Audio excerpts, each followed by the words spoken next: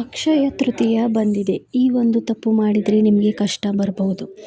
ಅಕ್ಷಯ ತೃತೀಯ ಅಂದರೆ ತುಂಬ ಶುಭ ದಿನ. ಈ ದಿನ ಮಾಡಿದ ಕೆಲಸ ಅಕ್ಷಯ ಅಂದರೆ ಯಾವತ್ತೂ ಅದು ಲಾಸ್ ಆಗಲ್ಲ. ಹಾಗೆ ಅಕ್ಷಯ ಅಂದರೆ ಯಾವತ್ತೂ ನಮಗೆ ಏನು ಕಡಿಮೆ ಆಗಲ್ಲ ಅಂತಲೇ ನಂಬಿಕೆ ಇದೆ.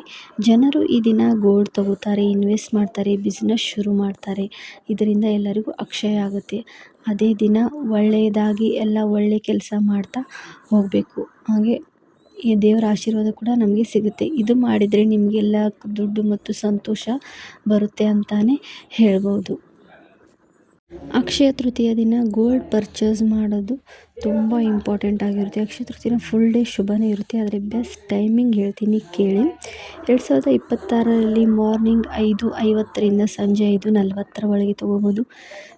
ಹಾಗೆ 4ರಿಂದ 8 ಒಳಗಡೆ ತೊಗೋಬೋದು. 8 ಗಂಟೆ ಮುಂದೆ ನೈಟ್ ತೊಗೊಳಕ್ಕೆ ಹೋಗಬೇಡಿ, ಅದು ಅನ್ನೆಸೆಸರಿ ಆಗುತ್ತೆ. ಹಾಗೆ ಇಡೀ ದಿನ ಏನು ಮಾಡ್ತೀರಾ, ಬೇಗನೆ ತೊಗೊಂಡು ಇಟ್ಕೋಬೇಕಲ್ವ. ಎಷ್ಟು ಬೇಗ ತೊಗೋತೀರಾ ಅಷ್ಟು ನಿಮಗೆ ಒಳ್ಳೆಯದು. ಹಾಗೆ ರಾಹುಕಾಲ, ಯಮಗಂಡ ಕಾಲ ಇದನ್ನೆಲ್ಲ ಸ್ಕಿಪ್ ಮಾಡಿ ಒಳ್ಳೆ ಟೈಮಲ್ಲಿ ಗೋಲ್ಡ್ ತಗೊಳ್ಳಿ, ಚೆನ್ನಾಗಿರಿ. ಮುಂದಿನ ಅಕ್ಷಯ ತೃತೀಯ ಬರೋವರೆಗೂ ನಿಮ್ಮ ಮನೆಯಲ್ಲಿ ಬಂಗಾರ ತುಂಬಿ ತುಳುಕಲಿ ಅಂತ ನಾನು ದೇವರಲ್ಲಿ ಕೇಳ್ಕೊಳ್ತೀನಿ.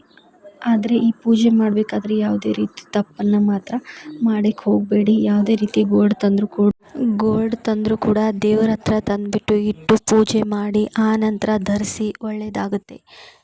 ಓಕೆ, ಬಾಯ್.